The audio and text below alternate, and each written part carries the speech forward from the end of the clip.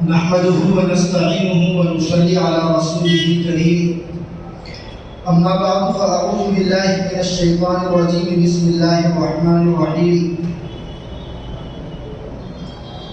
إنا نحن نزلنا الذكر وإنا له لحافظون وقال النبي صلى الله تعالى عليه وسلم أشراف أمتي حملة القرآن وأصحاب الليل او كما قال علیہ الصلاۃ والسلام۔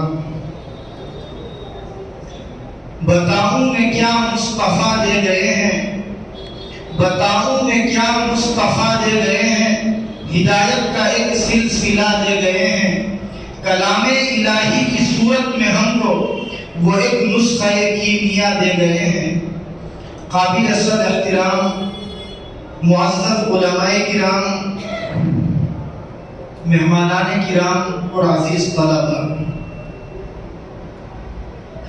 سب سے پہلے میں اللہ رب العزت کا بے انتہا شکریہ ادا کرتا ہوں اس بات پر کہ اس مالک کائنات نے آج ہم سب کو اس برکت والی مجلس میں بیٹھنے کا موقع نصیب فرمایا جو مجلس تکمیل قرآن کریم کی مناسبت سے منعقد کی جا رہی ہے۔ یہ کوئی رسمی یا کوئی بہت لمبا چوڑا دنیاوی پروگرام نہیں ہے، مختصر سا پروگرام ہے، اور ترتیب آپ سب کو معلوم ہے کہ آج مدرسہ حاضر ہے، ششماہی امتحانات مکمل ہوئے ہیں، آج بچے گھر جائیں گے، چھٹی ہو جائے گی۔ اسی مناسبت سے ایک بچے کا قرآن کریم مکمل ہونا تھا تو اس کا دعائیہ یہ پروگرام ہے۔ اسی مناسبت سے ہم سب یہاں جمع ہیں۔ ہمارے مدرسے میں آپ سب جانتے ہیں ششماہی اور سالانہ امتحانات کے علاوہ دارالعلوم دیوبند سے اساتذہ کرام تشریف لاتے ہیں، اور الحمدللہ آج بھی ہمارے درمیان اساتذہ دارالعلوم تشریف فرما ہے۔ میں ان حضرات کا شکر گزار ہوں کہ ان حضرات نے بے انتہا مصروفیات کے باوجود اپنا قیمتی وقت فارغ کیا اور سفر کر کے یہاں تشریف لائے۔ اللہ تعالیٰ ان کی آمد کو اور ہم سب کے جمع ہونے کو بہت قبول فرمائے۔ آپ سب جانتے ہیں کہ قرآن کریم جس مجلس کے اندر مکمل ہوتا ہے، اکابر علماء لکھتے ہیں اس مجلس کے اندر جو دعائیں مانگی جاتی ہے قرآن کریم کی نسبت کی برکت سے اللہ ان تمام دعاؤں کو قبول فرما لیتے ہیں۔ تو اخیر میں ہم دعا کریں گے انشاءاللہ، لیکن اس سے پہلے قرآن کریم اسی طریقے سے دینی تعلیم اور دنیاوی تعلیم کی اہمیت، اسی طرح ہمارے جتنے بھی طلباء کرام یہاں موجود ہیں یا وہ اپنے اپنے گھروں کو جائیں گے تو ان کے تعلق سے جو اہم اور قیمتی باتیں ہیں، یہ سب باتیں ہم اپنے ان اکابر علماء سے انشاءاللہ مختصر سے وقت میں سنیں گے۔ پروگرام کو باضابطہ شروع کرنے کے لیے ہم اپنے اکابر کی اسی دیرینہ روایت کی پاسداری کرتے ہیں جس پر ہمارے اکابر مستقل چلے ہیں اور چلنے بھی چاہیے، اس لیے کہ ہم سب جانتے ہیں کہ جب دنیاوی پروگرام لوگ منعقد کرتے ہیں، وہ چاہے کسی بھی مذہب کے ماننے والے ہوں، تو وہ اس پروگرام کو یا تو شمع روشن کر کے، موم بتی جلا کر یا فیتہ کاٹ کر کے اس کی تقریب کا افتتاح کرتے ہیں، اور جب کسی اور مذہب کے ماننے والے اپنا کوئی مذہبی پروگرام کرتے ہیں تو وہ اس پروگرام کا آغاز اس کتاب کو پڑھ کر کرتے ہیں جو کتاب اس مذہب کے نزدیک سب سے زیادہ مقدس اور متبرک ہوتی ہے۔ ہم سب مسلمان ہیں اور ہمارا یہ عقیدہ اور یقین ہے، بلکہ یہ ہمارے مذہب کا ایک حصہ ہے کہ قرآن اللہ رب العزت کی سب سے مقدس کتاب ہے۔ ہمیں اس قرآن کے بارے میں یہ یقین ہے کہ اس کا ایک ایک حرف سچا اور صادق ہے، اور یہی وہ قرآن کریم ہے جس کی برکت سے اس دنیا کا نظام چل رہا ہے۔ یہ وہ قرآن کریم ہے جس کے بارے میں ذرہ برابر بھی اگر کسی کو شک ہو یا کسی آیت یا کسی حکم کے بارے میں نعوذ باللہ وہ شک و شبہات میں مبتلا ہو، اس کا ایمان معتبر نہیں ہو سکتا۔ ہمارے اکابر جب اپنی کسی دینی نشست کا آغاز کرتے تھے تو وہ قرآن کریم کی تلاوت سے اس کا آغاز اور افتتاح کرتے تھے۔ اسی دیرینہ روایت کی پاسداری کرتے ہوئے آج کی اس نورانی مجلس کا آغاز کرنے کے لیے میں تلاوت قرآن کریم کے لیے دعوت دیتا ہوں مدرسہ ہادہ کے درجہ حفظ کے موقر استاد جناب قاری شاکر صاحب دعوت برکاتہم کو حضرت تشریف لائیں اور قرآن کریم کی تلاوت سے اس مجلس کا باضابطہ آغاز فرمائیں۔ اعوذ باللہ من الشیطان الرجیم، بسم اللہ الرحمن الرحیم۔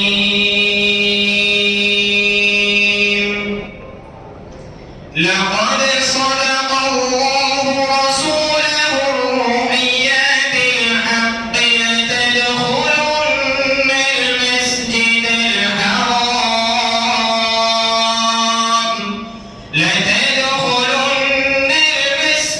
الحرام إن شاء الله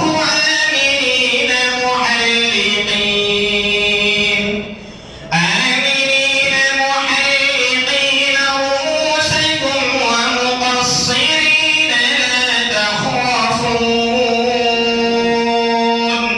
فعلم ما لم تعلموا فجعل من دون ذلك فتحا قريبا هو الذي أرسل رسوله بالهدى ودين الحق ليظهره على الدين كله وكفى بالله شهيدا محمد رسول الله والذين معه أشداء على الكفار رحماء بينهم تراهم ركعا سجدا يبتغون فضلا من الله ورضوانا سيماهم في وجوههم من أثر السجود ذلك مثلهم في التوراة ومثلهم في الإنجيل كزرع أخرج شطأه فآزره فاستغلظ على سوقه يعجب الزراع ليغيظ بهم الكفار وعد الله الذين آمنوا وعملوا الصالحات منهم مغفرة وأجرا عظيما صدق الله العظيم۔ جزاك الله۔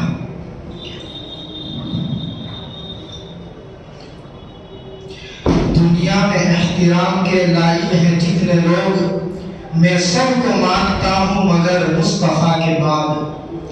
آپ سب جانتے ہیں اور یہ ہمارا یقین بھی ہے بلکہ یوں کہیے ہمارے مذہب کا حصہ ہے کہ اللہ رب العزت کے بعد اس کائنات کے اندر اگر کوئی ذات لائق مدح و ستائش ہے، کوئی شخصیت ایسی ہے کہ اس کی شان میں قصیدے پڑھے جائے، اس کی تعریف کی جائے، تو وہ یقیناً ہم سب کے آقا محمد رسول اللہ صلی اللہ علیہ وسلم کی ذات بابرکت ہے۔ اسی سلسلے کی پاسداری کرتے ہوئے آپ علیہ السلام کی شان اقدس میں نذرانہ عقیدت پیش کرنے کے لیے دعوت دیتا ہوں جناب قاری محمد سلطان صاحب دامت برکاتہم کو کہ وہ تشریف لائیں اور آپ علیہ السلام کی شان اقدس میں نذرانہ عقیدت پیش فرمائیں۔ جب رسول اعظم کے شہر میں گزر ہوگا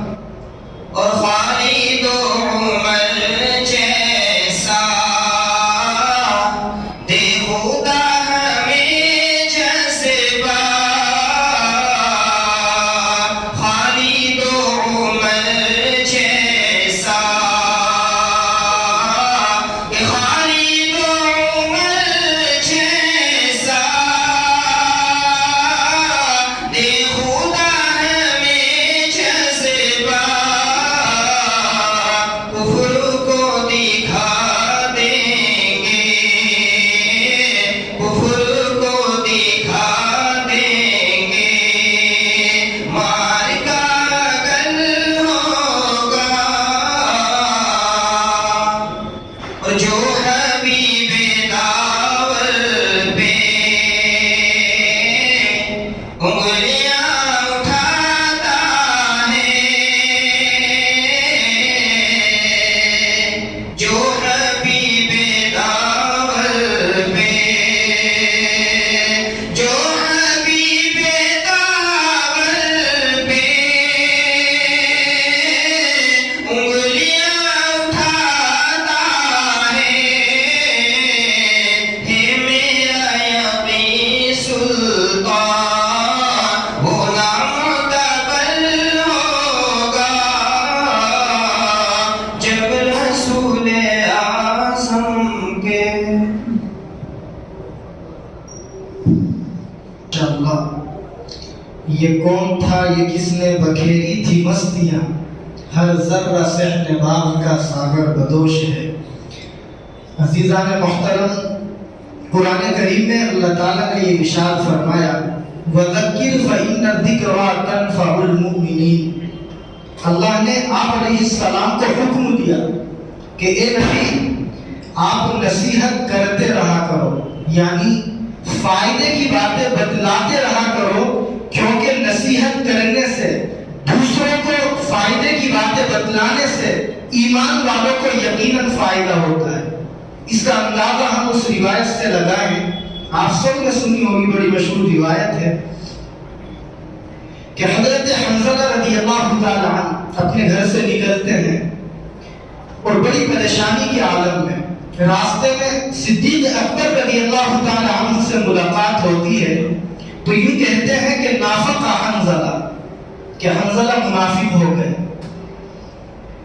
حضرت ابوبکر صدیق رضی اللہ تعالیٰ عنہ حیران ہوئے کہ اتنا عظیم صحابی، اللہ کے نبی کی صحبت میں رہنے والا انسان، اور اس قسم کی باتیں کہنے لگے ہوا کیا؟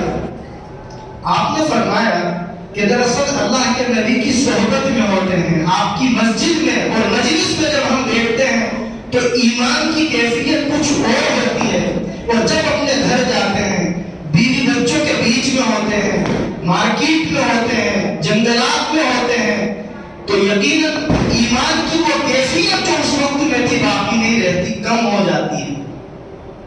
وہ بھی صدیق اکبر تھے، کہنے لگے یہ تو میرے ساتھ بھی پرابلم ہے، دونوں چلتے ہیں، دونوں اللہ کے نبی کی خدمت میں پہنچتے ہیں اور اپنے اس مسئلے کو رکھتے ہیں کہ ہم اس طرح سے پریشان ہیں، ذہن میں اس قسم کی باتیں ہیں۔ آپ نے اس موقع پر کیا فرمایا تھا؟ مختلف روایتوں میں مختلف الفاظ ہیں کہ اگر تمہارے دلوں کی وہ کیفیت جو میری صحبت میں ہوتی ہے، میری مجلس میں جب تم ہوتے ہو، ایمان کی وہ کیفیت اس وقت ہوتی ہے، اگر 24 گھنٹے تمہارے دلوں کی وہ کیفیت رہے تو راستے میں فرشتے تم سے مسافہ کرنے کے لیے آنے لگیں گے۔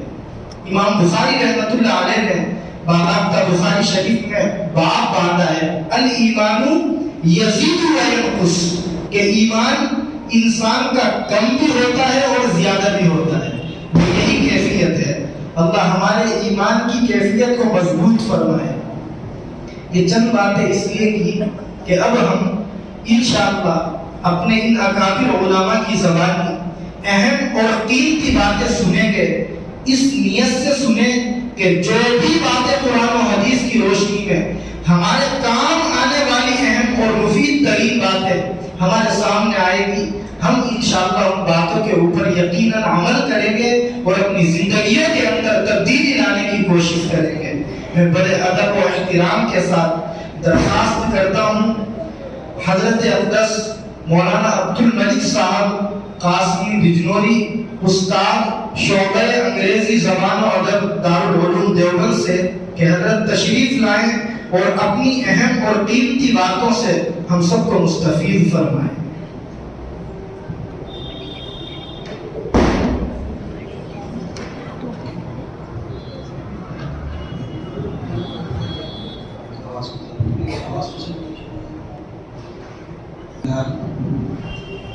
الحمد لله الذي بعث في الأميين رسولا منهم يتلو عليهم آياته ويزكيهم ويعلمهم الكتاب والحكمة.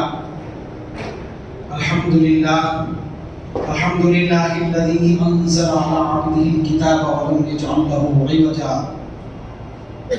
والصلاة والسلام على خاتم النبيين محمد الذي بعث بالهدى والعلم وعلى آله وصحبه أجمعين.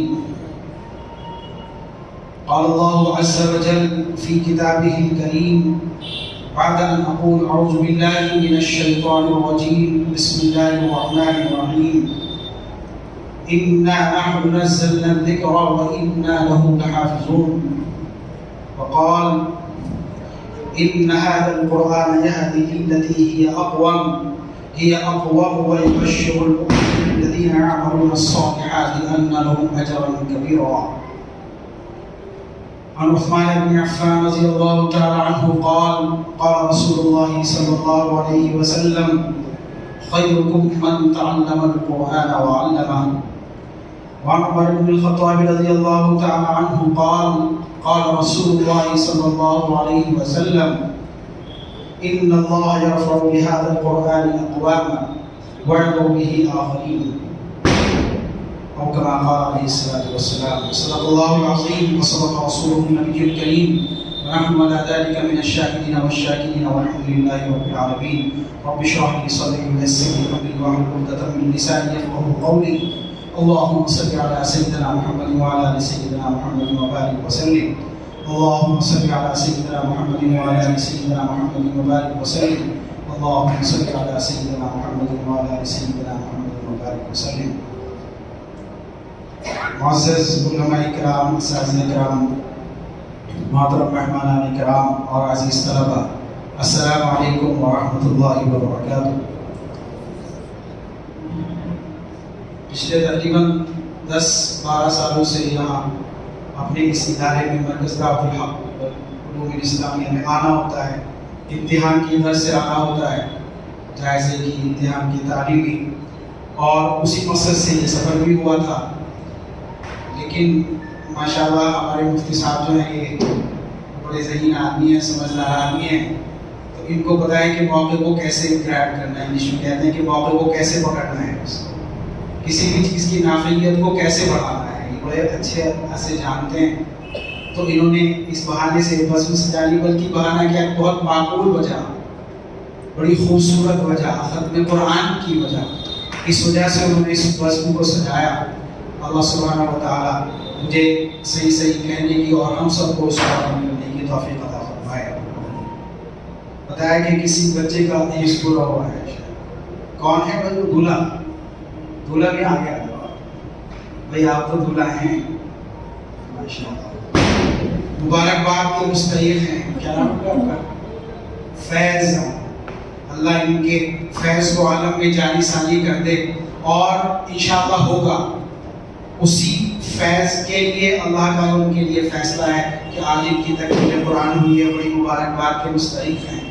اور ان کے والدین، خاص کر والد یقیناً یہاں موجود ہیں، وہ بھی مبارکباد کے مستحق ہیں کہ انہوں نے یہ جو مادی جو چیزیں ہیں، دنیا داری، یہ سب کو پیچھے ڈال کے اللہ کی رضا کے لیے اپنے بچے کو قرآن کا محافظ بنایا. میں نے آیت پڑھی نا، وَإِنَّا لَهُ لَحَافِظُونَ، اللہ کی اس ٹیم میں شامل کر دیا جس ٹیم کو اللہ نے منتخب کیا ہے کہ یہ ہمارے قرآن کے الفاظوں کی حفاظت کرے. VIP کیٹیگری میں آ گئے. اور یقیناً مدرسے کے حضرات یہ بھی مبارکباد کے مستحق ہیں کہ انہوں نے اس پورے نظام کو سجایا، اس پورے نظام کو چلایا، جس کی وجہ سے یہ ممکن ہو سکا. اور استاذ محترم سبھی لوگ جس نے بھی اس میں حصہ لیا ہے، یقیناً اللہ سبحانہ و تعالیٰ ان سے راضی ہوں گے قیامت کے لیے، اور ممکن ہے کہ صرف اسی عمل کی وجہ سے اللہ مغفرت کرے. یہ بہت بڑی دولت ہے، قرآن بہت بڑی دولت ہے. میں آپ کو اس کی ایک مثال کو، ہمارے دارالعلوم کے امتحان چل رہے ہیں آج کل. تو امتحان میں کیا ہوتا ہے، ہم لوگ کو ڈیوٹی کرنی ہوتی ہے، طلبہ لکھتے رہتے ہیں، ہمیں نظر رکھنی ہوتی ہے کہ کوئی چیز تو نہیں کر رہا. وہی جو امتحان میں آبزرویشن کا کام ہوتا ہے. اب ہم لوگ صرف بیٹھے رہتے ہیں. میرے دماغ میں خیال آیا کئی سال پہلے کہ خالی بیٹھے رہتے ہیں، کیوں نہ قرآن پڑھا جائے. 2 گھنٹے کی ڈیوٹی ہوتی ہے ہماری، کبھی وہ 4 گھنٹے بھی ہو جاتی ہے.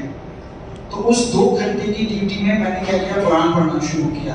تو الحمدللہ کبھی 3 سے 5 سپارے اس 2 گھنٹے میں، اور 4 گھنٹے کی ڈیوٹی ہو جائے تو 8 9 7 ایسے سپارے ہو جاتے ہیں الحمدللہ. تو تو جب ہمارے یہاں امتحان پورا ہوتا ہے تو فرشتے وہ گفٹ 8 یا 10 سوالوں کا گفٹ لے کے میرے والد صاحب کے پاس پہنچ جاتے ہیں کہ جی تمہارا بچہ وہاں بیٹھا ہوا قرآن پڑھ رہا ہے، اس کی وجہ سے یہ آپ کے لیے گفٹ آیا ہے۔ عزت بڑھ جاتی ہے، وہ جو روحوں میں ہے نا، وہ جہاں ہے، اگر وہ قبر میں یا جہاں بھی ہیں تو سکون بڑھ جاتا ہے، اللہ کی رحمت بڑھ جاتی ہے۔ میں جب کہیں اسٹیشن پہ بیٹھا ہوتا ہوں، یہ میں پریکٹیکل بتا رہا ہوں آپ کو، جب اسٹیشن پہ بیٹھا ہوتا ہوں، ٹرین نہیں آ رہی ہے، بہت سارے لوگ موبائل میں کھیلتے رہتے ہیں، میں قرآن پڑھنے لگتا ہوں اپنے ابا کے لیے۔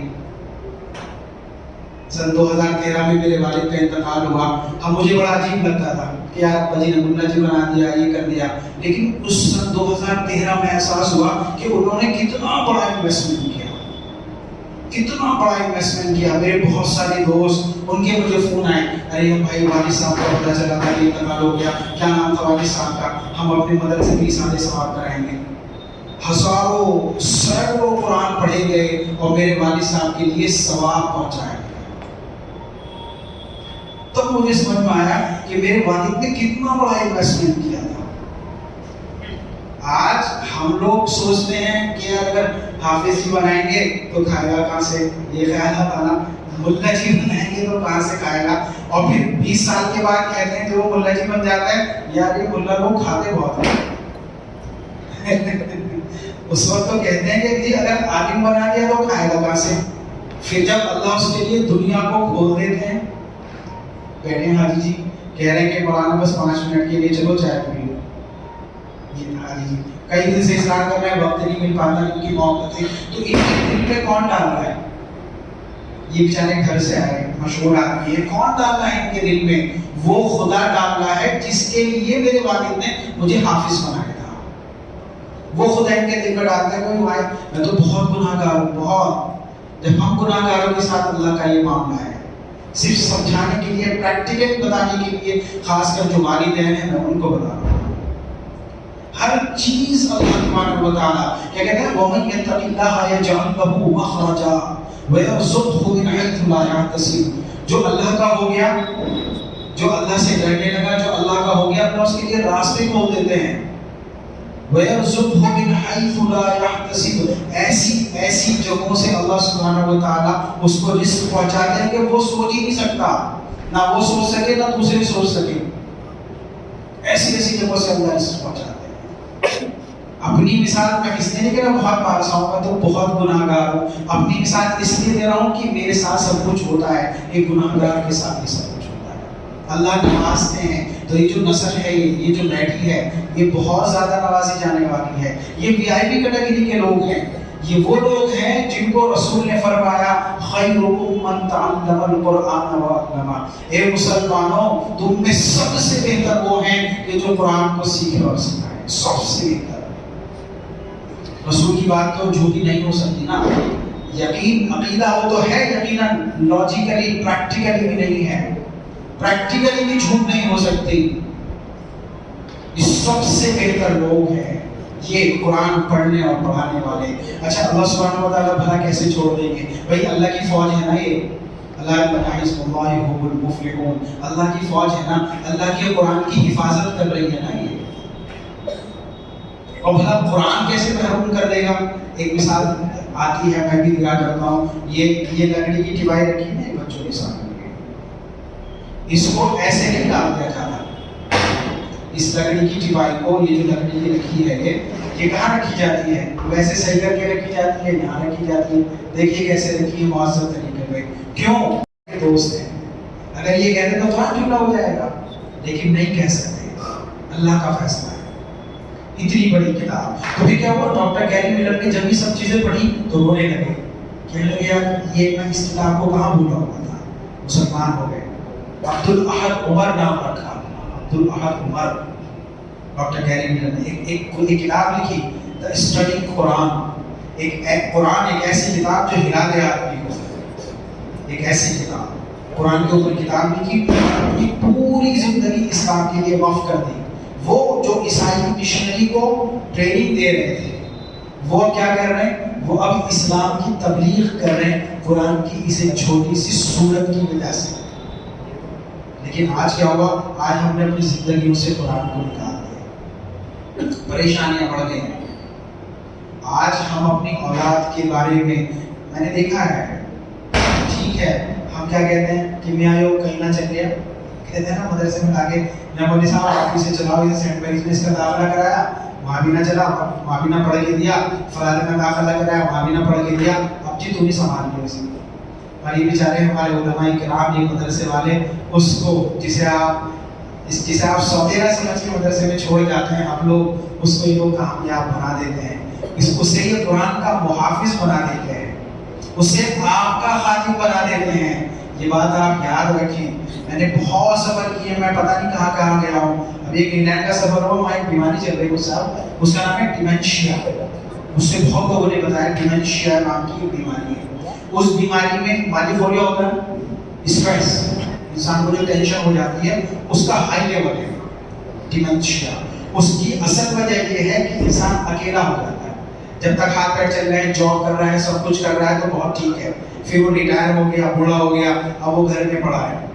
بیٹے چلے گئے کینیڈا، بیٹی کی شادی کر دی آسٹریلیا، ویڈیو کال پہ بات ہو جاتی ہے، کبھی کبھی ویڈیو کال نہیں اٹھتی، پتہ چلا نمٹ گئے. اس اکیلے پن کی وجہ سے ایک بیماری چل رہی ہے ڈیمنشیا. وہی بتا رہے تھے کہ اتنی خطرناک بیماری ہے کہ آدمی نہاتے نہاتے باہر آ جاتا ہے، سب بھول جاتا ہے. ایسی سی مثالیں بتائیں کہ آپ حیران ہو جائیں گے، دماغ ختم. وہی کہہ رہے تھے کہ ہم کھانا کھلا رہے ہیں ان کو، اپنے باپ کو یا جو بھی ہمارے رشتے دار ہیں جنہیں یہ پریشانی ہوئی ہے، تو وہ میں لقمہ لے کے بھول گئے کہ کھانا کھا رہے ہیں، ایسے بیٹھے. وہ کہتے ہیں ابا کھاؤ، انہیں ایک دم یاد آئے گا کیا کھاؤں کہ کھانا، کہ اچھا تو اس میں زہر کھلا رکھا، تو مجھے زہر کھلا کے مارنا چاہ رہا ہے اس لیے کھانا کھلا رہا ہے. یہ بیماری ہے ڈیمنشیا. کیا وجہ ہے؟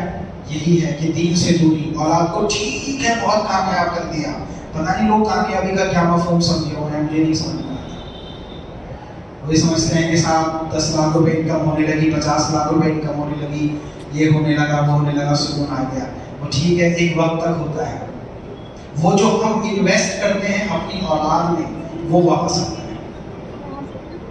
ایک واقعہ پڑھا میں نے، اس آپ کو سنا بھی رہا تھا کہ بچے نکمے ہی اچھے، یہ اس کا ٹائٹل تھا، بچے نکمے اچھے. اس کے نیچے وہ ایک واقعہ لکھا کہ ایک جج صاحب تھے، جج صاحب ان کے پاس ایک صاحب ملنے کے، مولانا صاحب بولے جج صاحب خیریت ہے؟ ہاں جی بس الحمدللہ سب ٹھیک ہے، زندگی کٹ رہی اور بچے وغیرہ کہ بھی اللہ کا شکر ہے سب کامیاب ہے.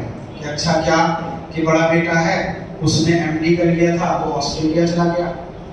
بیٹی ہے اس کی شادی ہو گئی تھی، وہ انگلینڈ میں ہے، اور جو چھوٹا والا تھا وہ کینیڈا میں پڑھ رہا. تبھی ایک ملا جی چائے لے کے آئے، ایک گاڑی والے کرتے پجامے والے ملا جی چائے لے کے آئے، کہنے لگے بس یہ نکما ہے، یہ نکما ہے، اسے حفظ کرا دیا تھا، مولوی بن گیا، جو ہی ہم بڑھے بڑھے کی خدمت کرتا ہے. بس باقی سب تو اپنی اپنی جگہ سیٹ ہیں، بس یہ کیا ہماری خدمت کرتا رہے، اس کی کھانا وانا بنا دیتی ہے، کپڑے وپڑے دھونا جو بھی ہے، الحمدللہ اس کے بچے یہ رہے سب ہمارے ساتھ. بس یہی ہے نکما، یہی ہماری خدمت کرتا ہے ماں باپ کی. پر وہ جو شیطان ہے نا کہ کیا ہوگا، کچھ نہیں ہوگا. شیطان کیا، وہ تو ملعون ہے، وہ جو رحمان ہے اس پر یقین کیجیے. اس کے لیے اپنے بچوں کو دیندار بنائیں.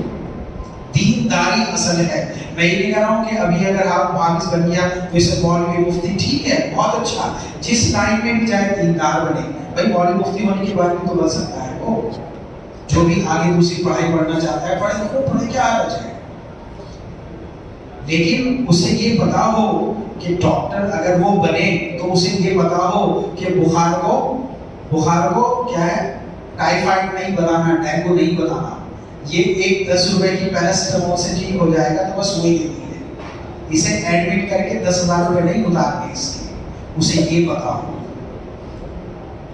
یہ ہے وہ دینداری جو ہمیں ان مدارس سے ملتی ہے، جو ہمیں اس قرآن سے ملتی ہے، جو ہمیں علماء سے ملتی ہے، اور جو ہمارے سکون کا سبب ہوتی ہے، جس سے ہمیں رات کو نیند آتی ہے. آج بہت سارے لوگ سوچتے ہیں کہ صاحب یہ ٹیکنالوجی کی ترقی، یہ ترقی، بھیا ٹھیک ہے لوگ اس کو ترقی کہنے لگے، لیکن یہ ترقی نہیں ہے. ترقی یہ ہے کہ اس 50,000 کے موبائل کو، اس 1 لاکھ کے سیمسنگ کے فلیپ والے موبائل کو استعمال کیسے کرنا ہے، یہ ہے ترقی. موبائل کو ترقی نہیں ہے. اس موبائل کی وجہ سے تو لوگوں کی آنکھیں خراب ہو رہی ہیں، لوگ ڈپریشن کا شکار ہو رہے ہیں، اسی ترقی کی وجہ سے جسے لوگ ترقی کہتے ہیں. اصل یہ ہے کہ اس موبائل کو استعمال کیسے کرنا ہے. ایک واقعہ آپ نے پڑھا ہوگا، ایک بڈھا اپنا موبائل لے کے گیا بوڑھا آدمی میکینک کے پاس، کہنے لگے ذرا صاحب دیکھیے صحیح ہے کیا فون، کہا کہ صحیح ہے، کہ پتہ نہیں میرے بچوں کا فون نہیں آتا، اس میں فون ہی نہیں آتا میرے بچوں کا، شاید خراب ہو گیا. یہ ہے دینداری جو اس موبائل کا صحیح استعمال ہوتا ہے. آج کل ایک کانسیپٹ چل رہا ہے، اسے کہتے ہیں سائبر ویڈو. سائبر ویڈو کا مطلب یہ ہے میاں بیوی ہیں دونوں ایک ہی بیڈ پہ لیٹے ہیں، وہ ادھر اپنے موبائل کے ساتھ ہے، وہ اپنے موبائل کے ساتھ ایک ہی بیڈ پہ لیٹے ہیں، لیکن بیچ میں ایک دیوار ہے. ویڈو کہتے ہیں مطلقہ کو. اس نے بھی اس کو طلاق دے رکھی موبائل کی وجہ سے، اس نے بھی شوہر کو طلاق دے رکھی موبائل کی وجہ سے. اسے کہتے ہیں سائبر ویڈو. ایک کانسیپٹ چل رہا ہے. یہ اس موبائل یہ کہ بھائی اس میں حرام چیزیں نہیں دیکھنی، اس میں فحش چیزیں نہیں دیکھنی. یہ کون بتائے گا؟ یہ قرآن بتائے گا. آپ نے بہت اچھا انویسٹ کیا ہے جن لوگوں نے اپنے بچوں کو حافظ بنایا، اور میں درخواست کروں گا کہ ان کو عالم بنائیں تاکہ اس کے معنی کی بھی حفاظت کریں. یہ لوگ الفاظوں کی تو ہوگی، معنی کی بھی حفاظت کریں تاکہ انہیں قرآن بتائے کیا وَلَا تَقُلْ لَهُمَا اُفْ، کہ اپنے ماں باپ سے اف بھی مت کہنا اپنے ماں باپ کو. یہ کون بتائے گا؟ یہ صرف قرآن بتائے گا، یہ دین بتائے گا. ہم لوگوں میں کیا ہے، فیس بک پہ کیا کرتے ہیں، اسٹیٹس اپڈیٹ کرتے ہیں، میری ماں میری دنیا، ماں کے پیروں تلے جنت، ماں ہے تو سب کچھ ہے. یہ کیا کرتے ہیں، اسٹیٹس اپڈیٹ کرتے ہیں. ماں کہتی ہے وہ بیمار ماں، دیکھے بیٹے دوائی لے، کیا دوائی لے ہر وقت تیری دوائیاں پوری نہ ہوتی. اسٹیٹس کیا ڈال رہا ہے، میری ماں میری دنیا. وہ بیچاری ہو رہی ہے، پڑی ہوئی، نہ اس کی دوائی آ رہی، نہ اسے کوئی پانی پلانے والا ہے. اٹھتی ہے، ہلتی ہے، گر جاتی ہے، گولی توڑ لیتی ہے.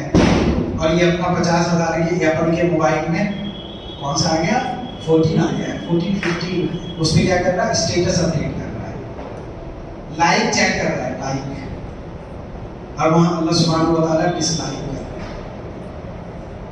بیوی سے دور، ماں سے دور، بچوں سے دور، سالوں ہو جاتے ہیں اپنے رشتہ داروں سے بات کی ہو گئی اس موبائل کی وجہ سے. یہ کون بتائے گا؟ یہ دین بتائے گا، یہ قرآن بتائے گا. تو میں پھر بس ایسی ہی باتیں رہتی ہیں، بس الٹا بولتی سیدھی بیان تو حضرت مفتی صاحب فرمائیں گے انشاءاللہ. تو میں پھر دوبارہ سے مبارکباد دیتا ہوں ان ماں باپ کو جنہوں نے ایک فیصلہ کیا، اور ان ماں باپ سے بھی درخواست کرتا ہوں کہ جو دنیا سے ادھر ادھر چیزوں سے متاثر ہو کے دینداری سے دور ہو رہے ہیں، وہ سمجھیں، سوچیں، اپنے آپ کو قرآن سے جوڑیں. انشاءاللہ اللہ سبحانہ و تعالیٰ آپ کو محروم نہیں کرے گا، آپ کی اولاد کو بھی محروم نہیں کرے گا. ایسے سے واقعی آپ حیران ہو جائیں گے. ایک آخری واقعہ سناتا ہوں میں. ہمارے مفتی سعید صاحب رحمۃ اللہ علیہ دارالعلوم کے شیخ الحدیث، ہمارے بھی استاذ، ان کے بھی استاذ حضرت صاحب بیٹھے، بلکہ ہم تمام علماء کے استاد، بہت بڑے ہیں. تو مفتی صاحب کو شکایت ہوگی لقوے کی، لقوہ ہوتا وہ ان کے چہرے پہ وہ اس کو متاثر کیا اس والے حصے کو. تو مفتی صاحب کہنے لگے کہ میں ہاسپٹل میں تھا تو مجھے کسی نے کہا آ کے کہ حضرت مفتی صاحب آپ لقوے میں جنگلی کبوتر کھائیے، جنگلی کبوتر بہت فائدہ دیتا ہے لقوے میں. تو مفتی صاحب گجرات کے تھے، کہنے لگے ارے بھائی میں مولوی آدمی، میں کہاں سے جنگلی کبوتر لاؤں.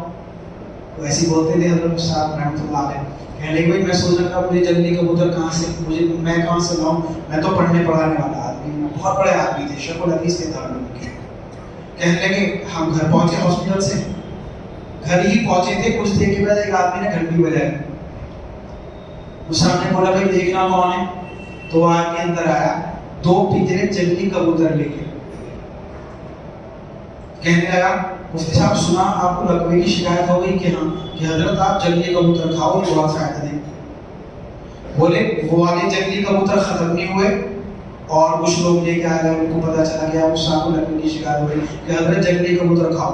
موسیٰ کہنے لگے محلے میں بانٹنے پڑے.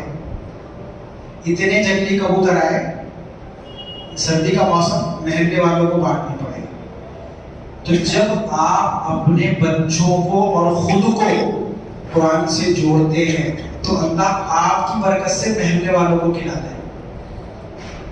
آپ کی برکت سے محلے والوں کو اللہ سبحانہ و تعالیٰ کھلاتے ہیں. آپ کو تو محروم ہی نہیں کریں گے, اس حصے کو بھی محروم نہیں کریں گے جہاں اللہ کا وہ VIP بندہ ہوگا. تو مبارکباد کے مستحق ہیں وہ ماں باپ. میں پھر کہوں گا کہ جنہوں نے یہ فیصلہ کیا اور یہ بھی بیٹا اللہ اس کو اللہ سبحانہ و تعالیٰ اس کے علم میں برکت عطا فرمائے, اور یہ بھی ہمارے بچے اس لائن میں لگے ہوئے ہیں, دین کی لائن میں لگے ہوئے ہیں, اللہ ان کے علم میں بھی برکت عطا فرمائے. اور جس نے جو رول پلے کیا ہے, جس نے جو کردار ادا کیا ہے ان کے اس میں اور اس نظام میں جو لوگ تعاون کرتے ہیں, اللہ سبحانہ و تعالیٰ سب کو جزائے خیر عطا فرمائے. اللہ سبحانہ و تعالیٰ ہمیں قرآن کا بندہ بنا دے, اللہ ہمیں اپنا بندہ بنا دے, اللہ ہمیں قرآن سے محبت کرنے والا بنا دے. اور بس یہ چند باتوں کے ساتھ میں حضرت مفتی صاحب کا, سب حضرات کا شکریہ ادا کرتا ہوں, اور سب سے زیادہ اللہ سبحانہ و تعالیٰ کا ممنون اور مشکور ہوں کہ اس نے مجھے یہاں آپ حضرات سے کچھ کہنے کا موقع دیا. وآخر دعوانا الحمدللہ. حضرت کا شکر گزار ہوں کہ بہت اہم اور قیمتی باتیں حضرت نے ہم سب کے گوشے گزار کی. اللہ ہم سب کے دلوں میں ان باتوں کو اتار دے اور ہمیں ان پر عمل کرنے والا بنا دے, اور قرآن سے اللہ ہم سب کو پوری زندگی وابستہ فرمائے. اب ترتیب یہ ہے کہ جس بچے کی وجہ سے ہم سب یہاں جمع ہیں اس کا قرآن کریم مکمل ہوگا, اور وہ بچہ ان اکابر علماء کی اور آپ سب کی موجودگی میں اپنے قرآن کریم کے حفظ کی تکمیل کرے گا. آپ حضرات توجہ سے اس کو سماعت کریں, اس کے بعد مفتی صاحب کا بیان ہوگا اور پھر انشاءاللہ دعا ہو جائے گی. یہ بچہ رانی گارڈن رہتا ہے, پیچھے سے بجنور کا ہے. محمد فیض ان کا نام ہے. ان کے والد صاحب اور ان کے بہت سارے رشتہ دار یہاں تشریف فرما ہیں, سب مبارکبادی کے مستحق ہیں. اللہ اس بچے کے اس حفظ قرآن کریم کو بے حد قبول فرمائے. عزیزہ محمد فیض سلم, یہ بچہ آئے اور اپنے قرآن کریم کے حفظ کی تکمیل کرے.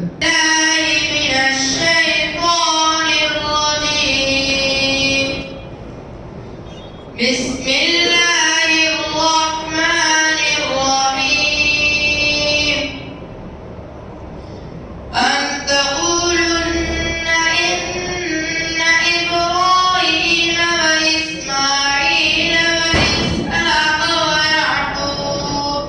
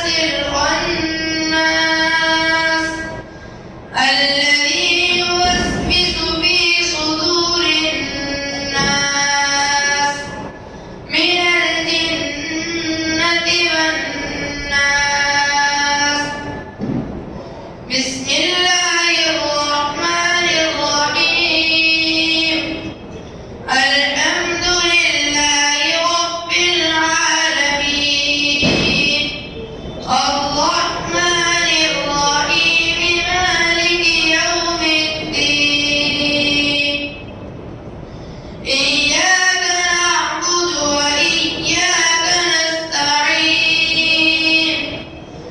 اهدنا الصراط المستقيم صراط الذين أنعمت عليهم غير المغضوب عليهم ولا الضالين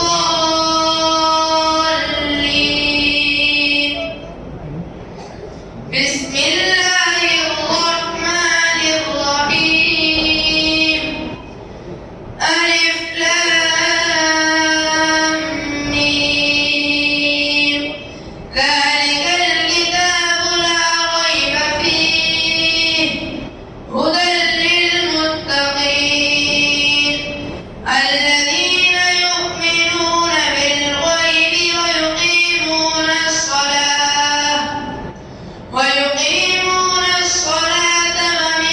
ومما رزقناهم ينفقون والذين يؤمنون بما أنزل إليك وما أنزل من قبلك وبالآخرة هم يوقنون أولئك على هدى من ربهم وأولئك هم المفلحون صدق الله العظيم بنا ہے اور اس کو اور ہم سب کو قرآن کریم کی حفاظت کے مشن سے وابستہ فرق ہے۔ آپ سب نے دیکھا اور سنا کہ انہوں نے قرآن کریم کو مکمل کیا ہے، سورہ ناس پڑھی، اس کے بعد دوبارہ سے الحمد شریف پڑھ کے سورہ بقرہ شروع کی۔ ایسا کیوں؟ بہت سارے لوگوں کے ذہنوں میں یہ بات نہیں ہوتی، ہم نے اپنے بڑوں سے سنا کہ اس کی وجہ یہ ہے کہ قرآن کریم ایسی کتاب نہیں ہے کہ ہم نے اس کو الحمد شریف سے سورہ بقرہ سے پڑھنا شروع کیا اور جب 30واں پارہ سورہ ناس پر مکمل ہوا تو ہم اس کو بند کر دیں، بلکہ قرآن وہ کتاب ہے کہ اس کو ہمیں مستقل پڑھتے ہی رہنا ہے۔ سورہ ناس مکمل کرنے کے بعد دوبارہ سے ہمیں سورہ بقرہ شروع کریں۔ یہ پیغام اس کے ذریعے سے پوری امت کو دیا جاتا ہے، جو لوگ قرآن کریم کو جانتے ہیں، مانتے ہیں، پڑھتے ہیں کہ قرآن وہ کتاب ہے جسے ہمیں مستقل پڑھتا ہے اور پڑھتے پڑھتے اس قرآن کریم کو ہمیں مرنا ہے انشاءاللہ، اور اس یقین کے ساتھ کہ اس قرآن کے ایک حرف کے پڑھنے پر بھی ہمیں نیکی ملتی ہے۔ یہ ایک مستقل ٹاپک ہے، وقت اجازت نہیں دیتا بولنے کی کہ قرآن کو ہم سمجھ کر کے پڑھیں یا بغیر سمجھے پڑھیں، ہر صورت میں ایک حرف کے اوپر اللہ رب العزت 10 نیکی عطا کرتے ہیں۔ آپ پڑھیے گا ترمذی شریف 2910 نمبر کی روایت ہے، آپ نے فرمایا من قرأ حرفا من کتاب اللہ فلہ بہ حسنہ، کہ جو کوئی قرآن کے ایک حرف کو پڑھے گا، ایک حرف، اس کو اللہ رب العزت ایک نیکی عطا فرمائیں گے۔ آگے فرمایا والحسنۃ بعشرۃ امثالها، ایک کے بدلے اللہ 10 نیکی عطا کرتے ہیں۔ معلوم ہوا ایک حرف پڑھنے پر بھی ہمیں یقین ہے کہ اللہ 100 نیکی ہمیں عطا فرمائے۔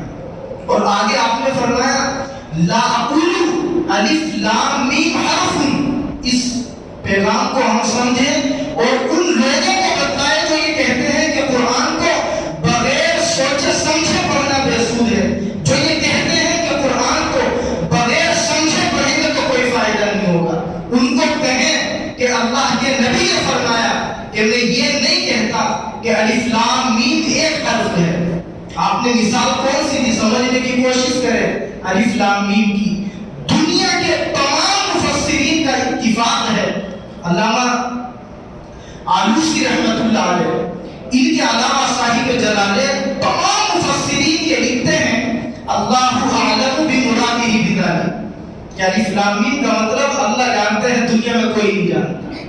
آپ نے اسی لفظ کو اپنی زبان سے ادا کیا اور فرمایا کہ میں یہ نہیں کہتا کہ الف لام میم ایک حرف ہے، بلکہ فرمایا الف حرف و لام حرف و میم حرف۔ الف الگ حرف ہے، لام الگ حرف ہے، میم الگ حرف ہے. معلوم ہوا الف لام میم کہنے پر بھی اللہ رب العزت ہم کو نیکیاں عطا فرمائیں گے، اور یہ وہ لفظ ہے جس کے معنی اللہ کے علاوہ کوئی نہیں جانتا. تو معلوم کیا ہوا؟ قرآن کو سمجھ کر پڑھیں گے تو بھی نیکی، اور بغیر سمجھے پڑھیں گے تو بھی اللہ نیکی عطا فرمائیں گے. اس لیے ہم قرآن کریم کو پڑھنے کی کوشش کریں. اور ابھی حضرت نے اپنے تفسیری خطاب میں اس طرف بھی ہماری توجہ مبذول کرائی ہے کہ ہم قرآن کریم کو سمجھنے کے لیے عربی زبان سیکھنے کی کوشش کریں، تاکہ ہم مرنے سے کم یہ تو سمجھ سکیں کہ سورہ فاتحہ میں اللہ کیا کہتے ہیں. ہم چھوٹی چھوٹی سورتوں کی تفسیر، ان کے تراجم، ان کے معانی، ان چیزوں کے مضمونوں کو سمجھنے کی کوشش تو کریں. اللہ ہم سب کو اس کی توفیق نصیب فرمائے. میں بڑے ادب و احترام کے ساتھ درخواست گزار ہوں اپنے استاد محترم جناب حضرت اقدس مولانا مفتی ناظم صاحب، استاد شعبہ عربی دارالعلوم دیوبند سے، کہ حضرت تشریف لائیں اور اپنی اہم اور قیمتی باتوں سے ہم سب کو مستفید فرمائیں. اور خاص طور سے میں درخواست کروں گا حضرت سے کہ یہاں بڑی تعداد میں طلبہ ہیں اور ان کے سرپرستان ہیں، تو خاص طور سے اس موضوع پر ہم سب کو اپنی اہم اور قیمتی باتوں سے، اور خاص کر اپنے قیمتی تجربات کی روشنی میں مستفید فرمائیں کہ طلبہ کس لائن سے اپنے گھر پر اپنے وقت کو گزاریں، اور کس طریقے سے طلبہ اپنی تعلیمی ترقی کے اندر آگے بڑھ سکتے ہیں اور کامیاب ہو سکتے ہیں.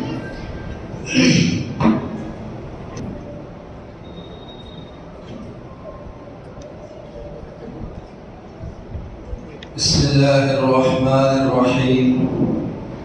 الحمد لله رب العالمين، والصلاة والسلام على سيد الأنبياء والمرسلين محمد وآله وصحبه أجمعين. أما بعد، فأعوذ بالله من الشيطان الرجيم. بسم الله الرحمن الرحيم. وهذا كتاب أنزلناه مبارك فاتبعوه واتقوا لعلكم ترحمون.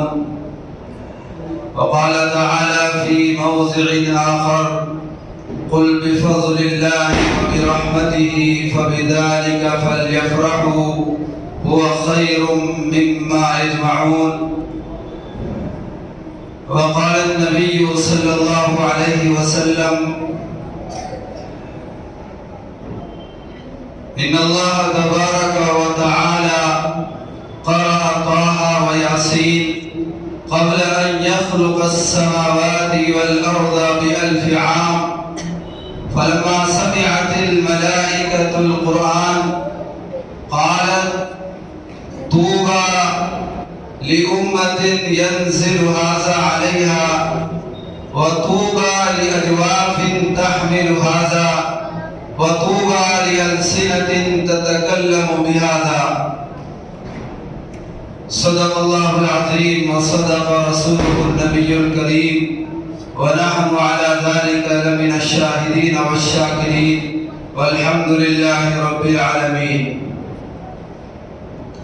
قابل احترام بزرگوں، ساتھیوں اور عزیز طلبہ،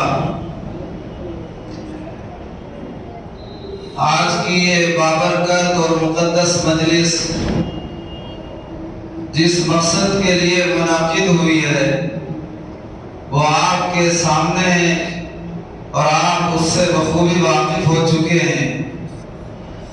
تفسیری خطاب آپ حضرات ہمارے رفیق محترم دارالعلوم دیوبند کے موقر استاذ جناب حضرت مولانا عبد الملک صاحب مدظلہ العالی سے سماعت فرما چکے ہیں.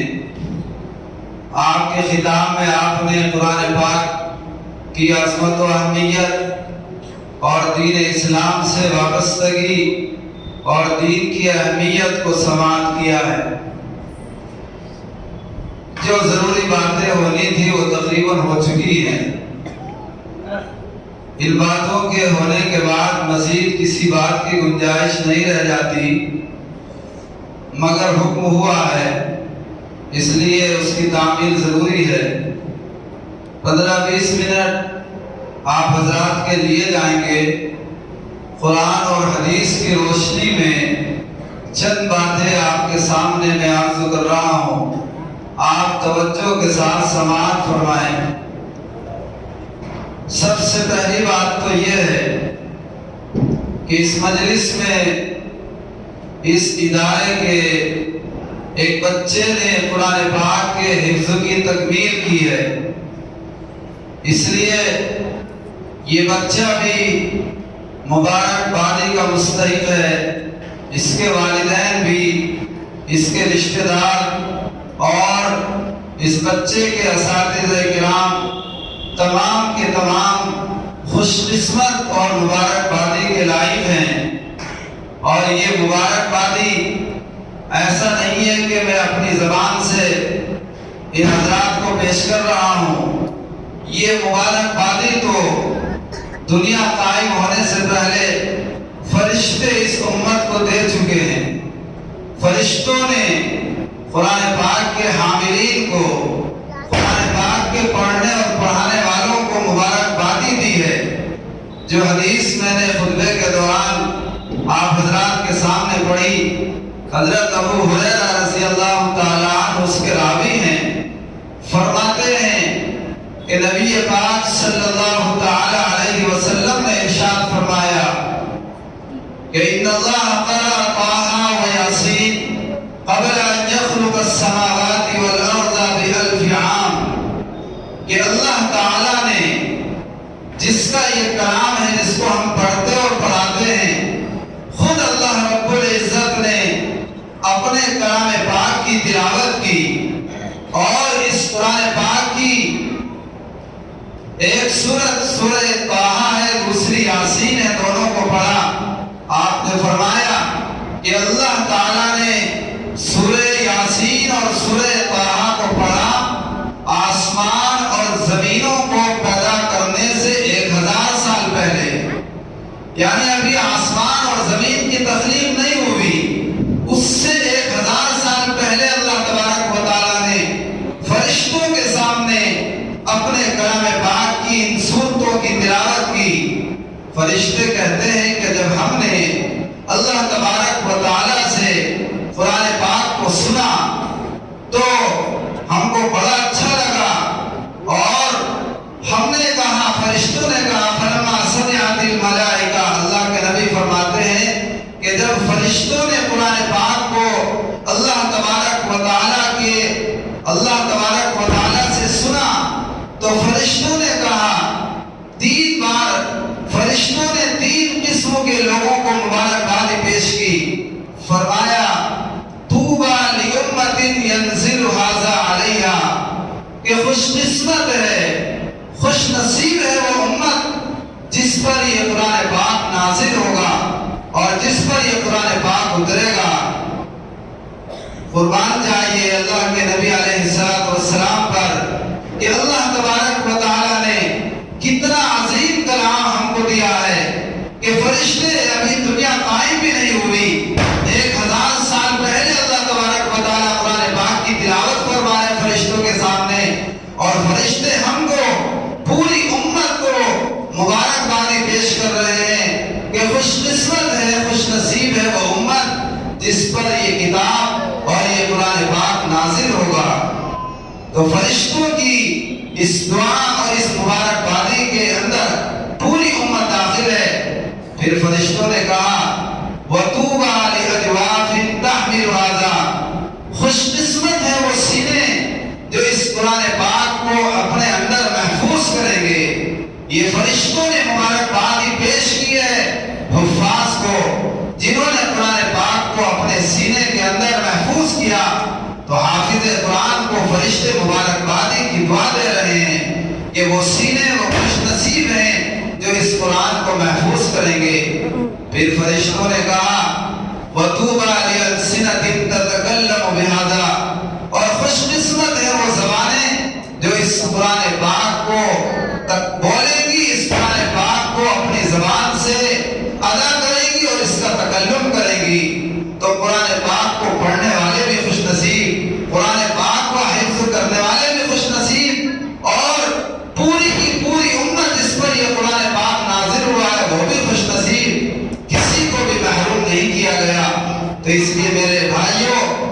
بزرگوں، اللہ کے نبی علیہ السلام فرما رہے ہیں کہ فرشتے تمام لوگوں کو، پوری امت کو مبارکباد پیش کر چکے ہیں۔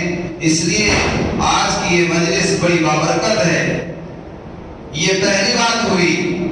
دوسری بات، جب یہ قرآن اتنا بڑا اور اتنا عظیم ہے کہ فرشتوں نے آسمان و زمین کے پیدا ہونے سے پہلے اس کے پڑھنے پڑھانے والوں کے لیے مبارکبادی پیش کی ہے، تو جن لوگوں کو یہ قرآن پاک دیا گیا، جنہوں نے اس قرآن پاک کو محفوظ کیا اپنے سینوں کے اندر، اور جو اپنے بچوں کو قرآن پاک پڑھا رہے ہیں، ان کی کیا ذمہ داری بنتی ہے، ان کا کیا حق ہے قرآن پاک کے تعلق سے، اس کو بھی آپ ایک دوسرے حدیث سے سماعت کیجئے۔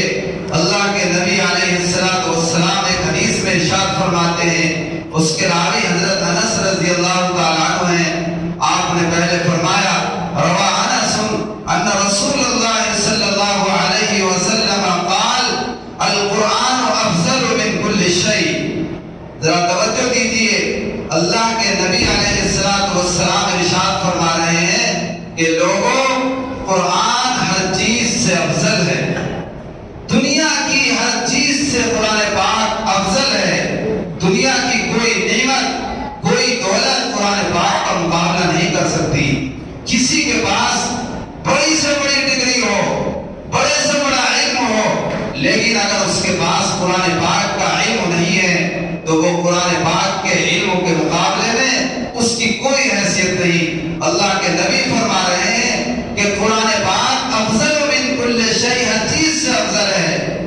پھر آپ نے فرمایا فمن وقر القرآن فقد وقر اللہ، کہ جس نے قرآن کی تعظیم کی اس نے حقیقت میں اللہ کی تعظیم کی، اس لیے کہ قرآن اللہ کی صفت ہے۔ اور آپ نے ارشاد فرمایا آگے ومن استخف بالقرآن فقد استخف بحق القرآن بحق اللہ، فرمایا کہ جس شخص نے قرآن پاک کی ناقدری کی، قرآن پاک کی کے حق کو پامال کیا، تو اس نے حقیقت میں اللہ تبارک و تعالیٰ کے حق کی ناقدری کی ہے۔ میرے بھائیو، بہت سخت وعید ہے ان لوگوں کے لیے جو قرآن پاک کی ناقدری کرتے ہیں، اس کی تعظیم نہیں کرتے، اس کے پڑھانے والوں کی تعظیم نہیں کرتے۔ جس ادارے کے اندر، جس جگہ پر قرآن پاک کی تعلیم دی جاتی ہے، ان کی نظروں میں اس جگہ کا کوئی مقام نہیں ہے، تو ایسے لوگوں کے بارے میں اللہ کے نبی نے فرمایا کہ جس نے قرآن کی ناقدری کی اس نے حقیقت میں اللہ کی ناقدری کی۔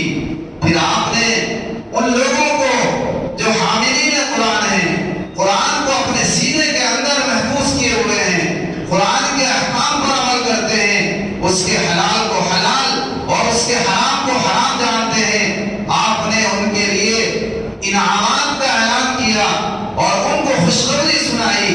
فرمایا حملۃ القرآن هم المحفوظون برحمت اللہ، کہ حاملین قرآن ہی وہ لوگ ہیں جو اللہ کی رحمت کے اندر گھرے ہوئے ہیں، اللہ کی رحمت ان کو اپنے آغوش کے اندر لیے ہوئے ہیں۔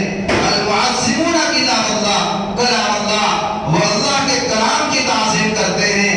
الملبسون نور اللہ، وہ لوگ ایسے ہیں جو اللہ کے نور میں ملبوس ہیں۔ اور پھر آپ نے ارشاد فرمایا فمن والاہم فقد وال اللہ، کہ جو شخص حاملین قرآن سے دوستی کرے گا، ان سے اپنا تعلق قائم کرے گا، ان سے محبت کرے گا، تو حقیقت میں اس نے اللہ سے اپنی محبت کا رشتہ جوڑ لیا۔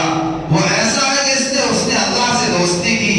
اگر کوئی بندہ یہ چاہتا ہے کہ میں اللہ سے محبت کروں، اللہ سے میری دوستی ہو جائے، تو اللہ کے نبی نے اس کا علاج بتایا اور اس کا راستہ بتلا دیا کہ اس کو چاہیے کہ وہ قرآن والوں سے محبت کرے۔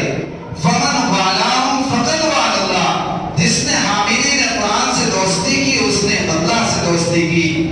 اور آگے بہت سخت جملہ آپ نے ارشاد فرمایا ومن عاداہم فقد عاد اللہ فقد عادا، اور جس شخص نے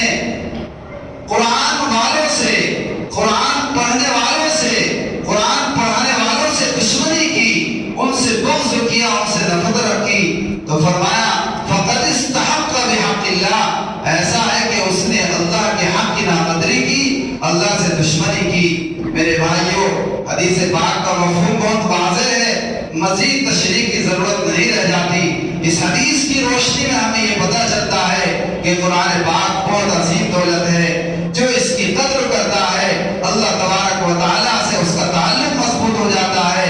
جو اس کی ناقدری کرے گا اس نے اللہ کی ناقدری کی، اور جو اللہ کی ناقدری کرتا ہے، آپ جانتے ہیں ہم سب مسلمان ہیں کہ اس کا انجام اور ٹھکانہ کیا ہے۔ اس لیے ہمیں حاملین قرآن کی، حفاظ قرآن کی، علماء کرام کی قدر کرنی چاہیے۔ اور ایک تیسری حدیث میں اللہ کے نبی علیہ السلام نے قرآن کے حقوق کو بیان کیا، فرمایا یا اہل القرآن لا تمسوا القرآن، کہ اے قرآن والو قرآن پر تکیہ مت لگاؤ کہ تم صرف یہ سوچ لو کہ ہم تو قرآن والے ہیں، قرآن ہمارے اوپر نازل ہوا ہے، ہمیں نہ اس کو پڑھنے کی ضرورت ہے نہ اس پر عمل کرنے کی ضرورت ہے۔ آپ نے ارشاد فرمایا وَاتْلُوا الْقُرْآنَ حَقَّ تِلَاوَتِهِ آنَاءَ اللَّيْلِ وَالنَّهَارِ، کہ قرآن کی تلاوت کرو جیسے تلاوت کرنے کا حق ہے، رات کے اوقات میں بھی تلاوت کرو، دن کے اوقات میں بھی تلاوت کرو۔ اور آپ نے ارشاد فرمایا وَأَفْشُوا، قرآن کو پھیلاؤ، وَتَغَنَّوْا، اور قرآن کو مزے لے لے کر پڑھا کرو، خوش آوازی سے پڑھا کرو۔ اور آپ نے ارشاد فرمایا کہ وَتَتَدَبَّرُوا فِي، قرآن میں غور کرو لَعَلَّكُمْ تُفْلِحُونَ، تاکہ تم کامیاب ہو جاؤ۔ اس حدیث میں اللہ کے نبی علیہ السلام قرآن پڑھنے والوں کو آداب سکھلا رہے ہیں کہ جس نے قرآن پاک کو اپنے سینے میں محفوظ کر لیا، اب اس کی ذمہ داری یہ بنتی ہے کہ وہ قرآن میں غور کرے کہ قرآن ہم سے کیا مطالبہ کرتا ہے، قرآن کو سمجھے۔ اور قرآن کو کیسے سمجھا جائے گا؟ اس کو سمجھنے کا طریقہ یہی ہے کہ علماء نے جو اس کے آداب اور جو اس کی شرائط بیان کی ہے ان کے اوپر عمل کرے، کہ کسی ایسے مدرسے میں داخلہ لے جہاں پر قرآن پاک کو سمجھنے کے اصول سکھلائے جاتے ہیں، جس کے لیے شعبہ عالمیت ہے، مولویت کا کورس ہے، اس کو پڑھے۔ اس کو پڑھنے کے بعد میں اس کو پتہ چلے گا کہ قرآن ہم سے کیا مطالبہ کرتا ہے، قرآن کے کیا معانی ہیں۔ اس میں اللہ کے نبی علیہ السلام نے ہم سب کو اور ان بچوں کو یہ نصیحت کی ہے کہ اگر قرآن میں تدبر کرنا ہے، غور کرنا ہے، تو اس کا طریقہ یہ ہے کہ جو علم ہم حاصل کر رہے ہیں عربی کا، مولویت کا، تو اس کے اندر ہم محنت کریں۔ قرآن پاک کو سمجھنے کے بہت سارے علوم ہیں، نحو ہے، صرف ہے، معانی ہے، علم ادب ہے، یہ تمام کے تمام علوم محنت کے ساتھ ہم حاصل کریں۔ جب ان کو ہم سمجھ کر کے پڑھیں گے تب جا کر کے ہمیں پتہ چلے گا کہ قرآن کے کیا معانی ہیں، اس کے اندر کیا احکام بیان کیے گئے ہیں۔ اس کے بغیر اگر کوئی شخص یہ چاہے کہ میں قرآن کو روز اول سے سمجھنے لگوں اور قرآن پاک مجھ کو پہلے ہی دن سے سمجھ میں آنے لگے، یہ اس کی خام خیالی ہے۔ اس طرح قرآن کو نہیں سمجھا جاتا۔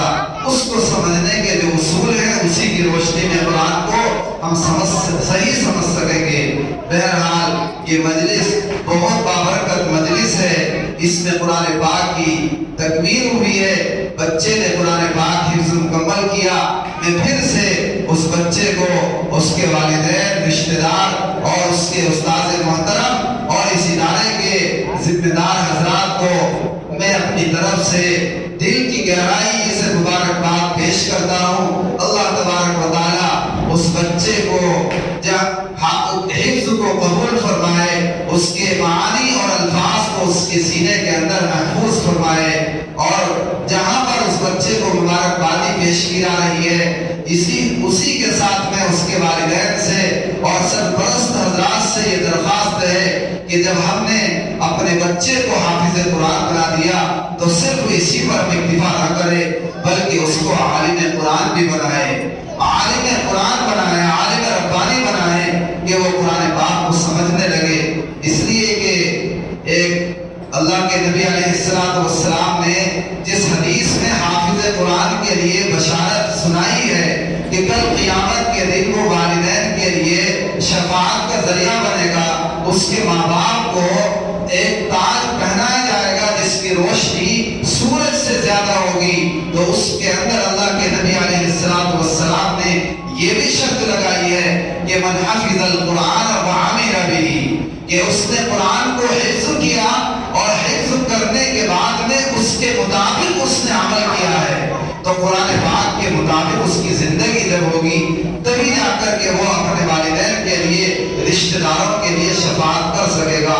آج ہم صرف یہ یاد رکھ لیتے ہیں اور صرف اتنی بات ہمارے ذہنوں کے اندر ہوتی ہے کہ ہم نے اپنے بچے کو قرآن کا حافظ بنا دیا تو یہ بہت بڑا ہم نے کمال کر لیا، پھر آگے اس کے عمل کی اور اس کی تربیت کا کوئی خیال نہیں رکھا جاتا، وہ دوسری لائن اختیار کر لیتا ہے، دنیا کی لائن کے اندر لگ جاتا ہے، نہ اسے نماز کی فکر ہے نہ دینی اعمال کی اس کو کوئی فکر ہے۔ میرے بھائیو یاد رکھیے، حافظ قرآن کی شفاعت اسی وقت مقبول ہوگی جب وہ عامل بالقرآن بھی ہوگا، قرآن پاک پر اس کا عمل بھی ہوگا، اور قرآن پاک پر عمل کرنے کے لیے ضروری ہے کہ اس کو یہ معلوم ہو کہ قرآن پاک مجھ سے کیا مطالبہ کرتا ہے، قرآن پاک کے اندر کیا چیز بیان کی گئی ہے۔ جب اس کو یہی نہیں معلوم ہے تو وہ کیا قرآن پاک کے اوپر عمل کرے گا؟ اس لیے والدین کی یہ ذمہ داری بنتی ہے کہ حفظ قرآن کے ساتھ میں اپنے بچے کو دیندار بنائیں، عالم قرآن بنائیں، کم سے کم اتنا علم تو اس کو سکھلا دیں کہ وہ یہ جان جائے کہ یہ حلال ہے اور یہ حرام ہے۔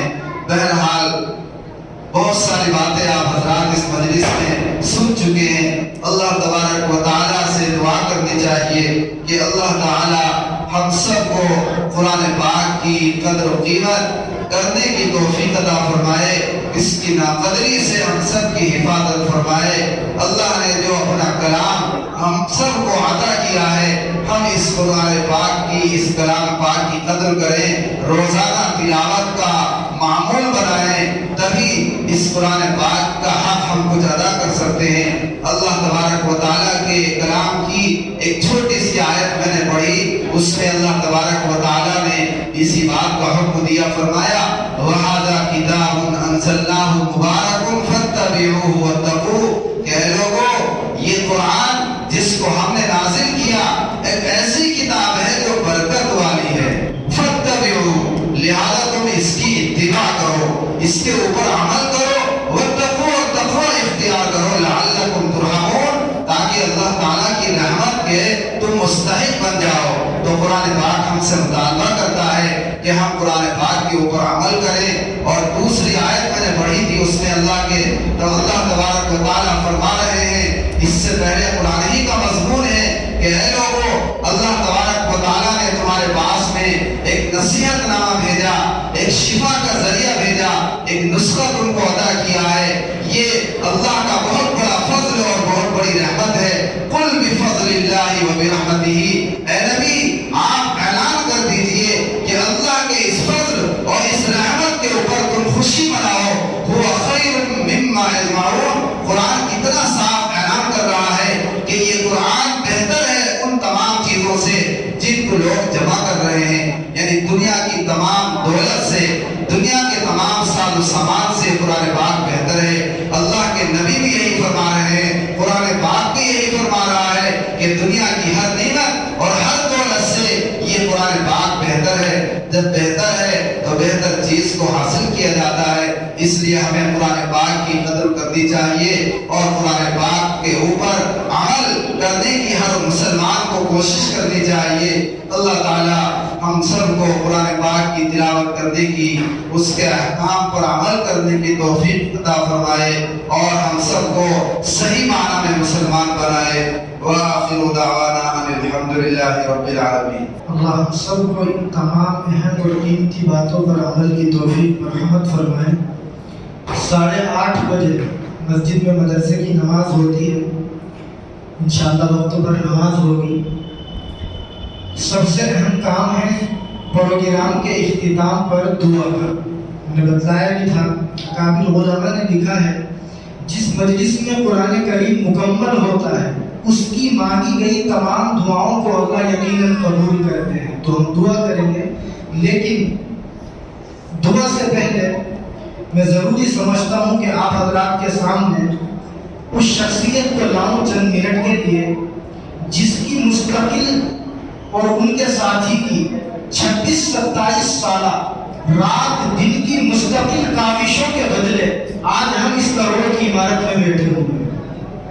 آپ کو معلوم ہوگا یہ جو ہمارا کالندی کن، ارے بچوں خاموش ہو جاؤ بس تھوڑی دیر، یہ جو ہمارا کالندی کن میٹرو اسٹیشن ہے 9 نمبر والا علاقہ، وہاں سے اندر آنے کے لیے 1996 میں مجھے بتایا نظرات نوری لوگوں نے پیدل چلنے کا راستہ ہوا کرتا تھا، یا زیادہ سے زیادہ ایک بٹیا ٹائپ کی تھی جس پر آپ سائیکل وغیرہ بائک وغیرہ چلا سکتے تھے، کار کا راستہ بھی اندر اتنا آسان نہیں تھا۔ اس وقت میں ہمارے یہ دونوں حضرات مولانا عارف صاحب قاسمی اور مولانا سعید اختر مہتاب قاسمی دعوت برکات فارغ ہوئے تھے، چند سال ہوئے تھے یہاں تشریف لائے، اور اس وقت میں اس اندھیری نگری میں، اس جنگلاتی علاقے کے اندر جو بالکل یوں کہیے بنجر اور ویران علاقہ تھا، عمارت نام کی یہاں کوئی چیز نظر نہیں آتی تھی، گھاس، یہ سب چیزیں ان حضرات نے اپنی دور اندیشی کے ذریعے اکابر علماء دیوبند کے مشورے سے، جن میں ہمارے سب کے مشرق مربی حضرت اقدس مولانا ریاست علی صاحب نور اللہ مرقدہ ہوئے، اللہ حضرت کی مغفرت فرمائے، اور بھی اکابر علماء دیوبند، ان کے مشورے سے ان حضرات نے یہاں جگہ خریدی اور مستقل اس وقت میں جو کوشش شروع کی تھی اب تک کی اور کر رہے ہیں، جس کے نتیجے میں آج الحمدللہ یہ ایک سرشت و ساداب ہمارے سامنے چمن ہے، جس سے آج اس بچے کا حفظ پورا ہوا۔ ایسا نہیں ہے کہ کسی ایک بچے کا ہوا ہو، ہر سال الحمدللہ دسیوں اور درجنوں بچے ہمارے اس مدرسے سے الحمدللہ قرآن کریم کے حفظ کی تکمیل کی سعادت حاصل کرتے ہیں۔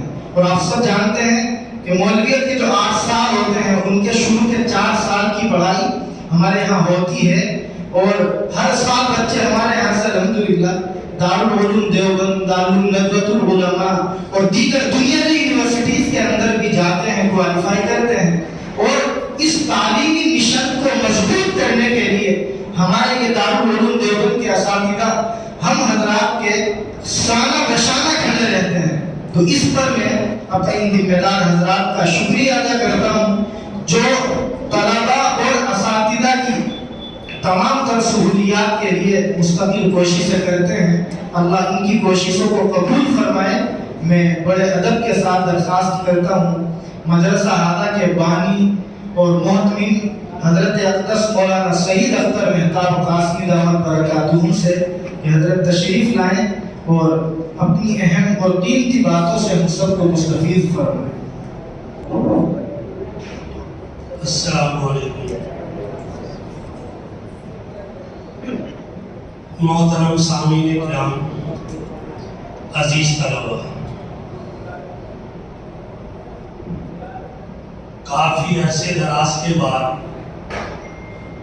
کرسی پر بیٹھ کر کچھ کہنے کا اتفاق ہو رہا ہے، اس لیے تکلف بھی ہوتا ہے کیا کہنا ہے اور کیا نہیں کہنا، نہ کچھ یاد ہے نہ پیچھے سے تیاری ہے۔ تمام طلبہ عزیز متوجہ ہوں، اس لیے جو بات بھی اس وقت ذہن میں ہوگی وہ انشاءاللہ کہنے کی کوشش کریں گے۔ نحمدہ و نصلی علی رسولہ الکریم، اما بعد۔ یہ ہماری لاک ڈاؤن کے بعد پہلی مجلس ہے مدارس انتظامیہ کے تعلق سے، اور یہ مجلس قائم کرنے میں بہت بڑی مدد شامل ہے اس محمد فیض صاحب کی، جو برخوردار اس لاک ڈاؤن کے بعد پہلے حافظ قرآن ہوئے ہیں۔ یہ اللہ کے کرم کی بات ہے اس طالب علم کے لیے کہ اللہ اس کے پڑھنے پڑھانے کو قبول فرمائے، اور ان کے والدین، ان کے گارجین، ان کے سب متعلقین کو اس کے لیے آخرت کا ذریعہ بنائے۔ مقصود تقریر تو نہیں ہے، 2-4 باتیں کرنی ہیں جو ضروری سمجھتا ہوں۔ امتحان سے فارغ ہونے کے بعد اب طلبہ عزیز اپنے اپنے گھر جائیں گے۔ ایک تو سونے کا مسئلہ ہے، فجر کے بعد گارجین اٹھاتے نہیں ہیں، بیٹا تھک ہار کر آ رہا ہے مدرسے سے، بہت محنت کی ہے، اس لیے سونے دیا جائے۔ گارجنوں کا یہ پیار جاگتا ہے جو حقیقت میں پیار نہیں ہے۔ میری گارجنوں سے ریکویسٹ ہے، درخواست ہے کہ وہ جو مدرسے کا ماحول فجر کی نماز پڑھنے کا یا باقی 5 وقتہ نماز پڑھنے کا معمول یہاں پر بنا رہا ہے، ہلو ادھر دیکھو، کھیلنی چاہیے، صرف آپ کے لیے بات ہوئی۔ وہ گارجن اپنے بچوں کا نرمائی کے ساتھ معمول پر باقی رکھنے کی کوشش کریں۔ چھوٹی سی ریکویسٹ ہے، کوئی زیادہ بڑی ریکویسٹ نہیں۔ اگر اتفاق سے نماز چھوٹ جائے طلبہ عزیز کی، اپنے بچے کی کسی وجہ سے، تو کوشش کریں دوسرے ٹائم میں وہ اپنی نگرانی میں قضا کرے اور اس کو پورا کرے تاکہ ایک معمول بنا رہے۔ دوسری بات، طلبہ عزیز سے یہ ضروری ہے، کچھ یہاں پر سلام و آداب سکھائے جاتے ہیں، کھانے کے آداب سکھائے جاتے ہیں، سونے کے، اٹھنے کے، بیٹھنے کے آداب سکھائے جاتے ہیں۔ جب ہم گھر پر جاتے ہیں اور ایک مدرسے کے اسٹوڈنٹ کہلاتے ہیں تو ہم وہ تمام باتیں جو مدرسے میں فالو کرتے ہیں، ہم اس کو اپنے گارجنوں کے پاس، اپنے پریوار میں، اپنے بہن بھائیوں کے ساتھ ان کا استعمال کریں، ان کو یوز کریں، اس عمل کو پورا کریں۔ کیا امید کی جا سکتی ہے آپ لوگ اس پر دھیان رکھیں گے؟ امید کی جا سکتی ہے۔ آپ یہ چھوٹی چھوٹی باتیں اگر آپ کریں گے تو آپ کے جو گارجن ہیں کہیں نہ کہیں ان کا بھی یہ رجحان بنے گا کہ دینی رجحان میرے بچے کا کچھ نہ کچھ بن رہا ہے۔ گھر جانے کے بعد ایک موبائل پر آڈیو ویڈیو سننے کا بھی مسئلہ ہے، وہ بھی سننا چاہیے، میں تو منع نہیں کرتا ہوں، سننا چاہیے، مگر اس کے لیے بھی کون سا ویڈیو دیکھنا ہے اور کون سا ویڈیو سننا ہے، اس کی اپنی اہمیت ہے۔ اب آپ وہاں جا کر کون سا ویڈیو نکالیں گے، نعت کا، قرآن کریم کا، کسی اچھے عالم کی تقریر کا جو اپنے گارجن کو، اپنے والدین کو سنائیں گے تو اچھا لگے گا، بچہ کو سیکھ کر آیا اور کچھ سن رہا ہے۔ اور آپ نے بھی وہی امیتابھ بچن اور ایکٹر شاہ رخ خان کی ویڈیو نکال دی تو میرے خیال سے کچھ نہ کچھ پرابلم تو آئے گی مدرسے کی تربیت میں بھی اور آپ کے گارجن کی سوچ میں بھی۔ میں امید کرتا ہوں تمام چیزوں سے بھی طلبہ عزیز گھر جا کر بچنے کی کوشش کریں، ٹھیک ہے؟ سلام کو عام کرنا ہے، جب آپ کسی کے بھی پاس سے گزریں تو سلام کو عام کریں اور بلند آواز سے السلام علیکم مکمل ادائیگی کے ساتھ سلام کریں، اس سے بھی کچھ نہ کچھ رجحانات دینی سامنے آتے ہیں۔ رہا سوال ایک اور بات گارجنوں کے اندر اور طلبہ عزیز کے اندر کہیں نہ کہیں پیدا ہوتی ہے کہ حافظ قرآن بننے کے بعد، عالم دین بننے کے بعد سماج میں کہیں نہ کہیں کچھ نہ کچھ اس بچے کے مقابلے جو ڈاکٹر بنا ہے، انجینئر بنا ہے، بی ٹیک کیا ہے، ڈاکٹر اور دوسری سرکاری نوکریوں میں موجود ہے، کچھ اس کی اہمیت کم ہے۔ ایسا کہیں نہ کہیں گارجنوں کی سوچ میں یا بچے جو پڑھتے ہیں ان کی سوچ میں کہیں نہ کہیں اگر یہ بات گھر کرتی ہے تو یہ سماج کی ایک غلط سوچ کا حصہ ہے۔ بات غور سے سنیں گا، کمی یہاں رہ جاتی ہے اگر ہم اسکول میں پڑھتے ہیں اور ہم فارمیلٹیز پورے کرنے کے طور پر ہائی اسکول کر لیں، 12 کر لیں، گریجویشن کر لیں اور کوالٹی اندر نہ ہو، ہم کوالٹی مینٹین نہ رکھتے ہوں تو آپ کتنے لوگوں کو دیکھیں گے گریجویٹ لوگ آپ کو نوکری کرتے ہوئے نہیں مزدوری کرتے ہوئے ملیں گے، رکشہ چالک ملیں گے، چائے پانی پلاتے ہوئے ملیں گے، یہ کیونکہ انہوں نے اپنے اندر کوالٹی مینٹین نہیں کی۔ اور اگر وہی طلبہ جو دنیاوی تعلیم کو بڑا مان سمان دے کر پڑھتے ہیں اگر وہ کوالٹی مینٹین کر لیں تو ان کو سماج میں عزت اعزاز ملتا ہے۔ مگر جب ہم اسلامی نظریے سے دیکھتے ہیں، اس کی بڑی اہمیت ہے، جب ہم اسلامی نظریے سے دیکھتے ہیں دنیا کے اندر جتنی بھی تعلیمات ہیں وہ ساری تعلیمات قرآن کریم کو سیکھنے سمجھنے کے لیے ہیں۔ ساری تعلیموں کی سردار دین اسلام ہے، اسلامی تعلیمات ہیں، قرآن کریم ہے، حدیث پاک ہے، یہی مقصود الہی ہے۔ اس کے علاوہ جتنی بھی تعلیمات ہیں وہ کسی بھی لینگویج ہو، میتھمیٹکس ہو، کچھ بھی ہو، وہ سب کہیں نہ کہیں لوٹ کر اسی پر آ کر ٹک جاتی ہیں جو ہمارا اسلامی تعلیمات ہے۔ اگر ہم اس نظریے سے اس تعلیم کو دیکھتے ہیں تو ہم پھر اعلیٰ مقام حاصل کر لیتے ہیں دنیا میں بھی اور آخرت میں بھی۔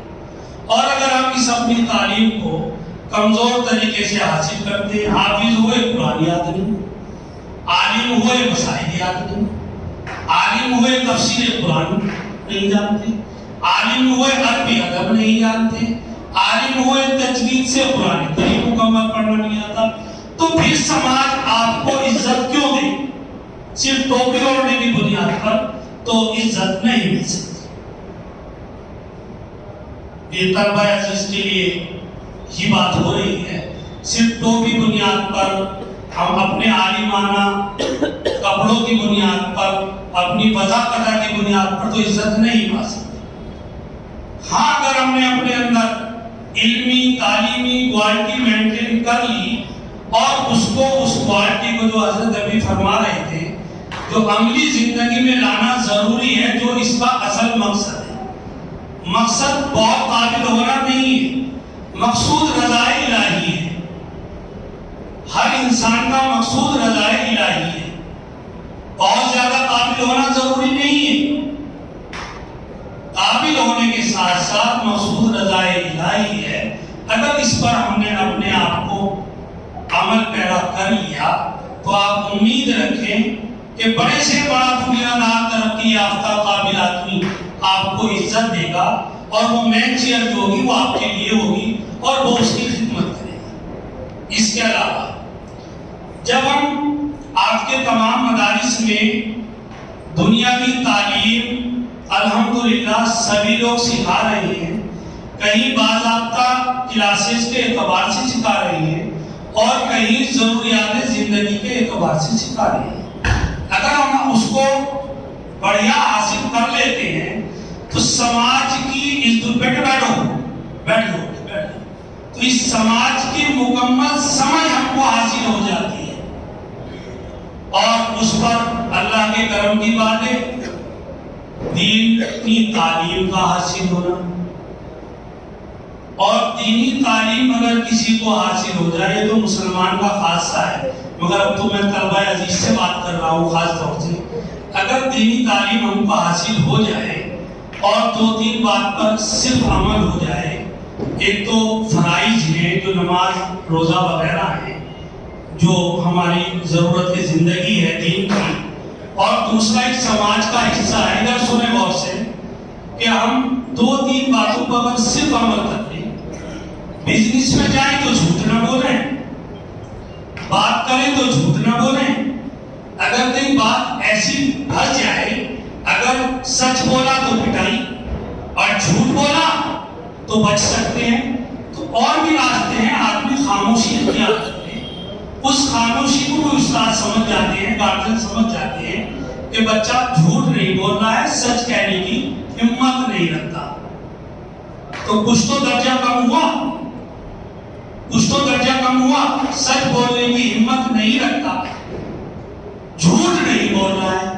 اور اگر ہمارے اندر یہ ہمت پیدا ہو جائے کہ چاہے ہماری کتنی بھی بڑی غلطی ہو، اگر ہمارے گارجین کے سامنے غلطی آ جائے تو ہم نے اساتذہ کے سامنے، اپنے گارجین، اپنے ماں باپ کے سامنے اس غلطی کا اقرار کر لیں اور ان سے معافی مانگ لیں، تو آپ اسی دن یہ سمجھ لیں آپ کا درجہ استاد کے یہاں اور اپنے ماں باپ کے یہاں بڑا ہو جاتا ہے۔